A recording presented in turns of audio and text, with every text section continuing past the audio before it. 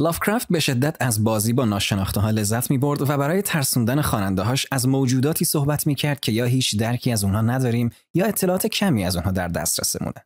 هیولاهای افسانه‌ای لافکرافت معمولاً در عمق اقیانوس‌ها یا فضای بی‌پایان کیهان زندگی می‌کنن. به طور کلی این هیولاها به 3 دسته تقسیم میشن. ماورایی زدان.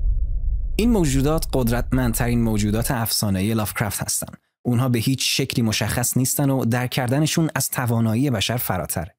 بزرگترین اونها ازاتوثه که توی خوابه و اگه بیدار بشه کل هستی به عدم تبدیل میشه.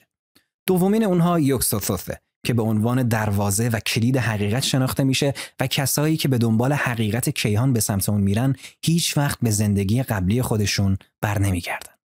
سومین و شاید خطرناکترینشون هم نیارلاتوتپه که تنها ایزد ماوراییه که با بشر تعامل میکنه و دوست داره شاهد دیوانگی انسانها باشه.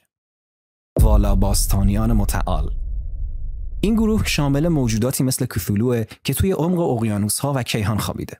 اون در صورت بیدار شدن زمین رو تسخیر خواهد کرد. دیگان، پادشاه و خدای اقیانوس‌ها دیگر موجود مهم این دسته است که قدرت‌های فیزیکی و روانی زیادی داره و قادر کشتی‌ها رو غرق یا سیل ایجاد بکنه. ژرف‌زاده‌ها.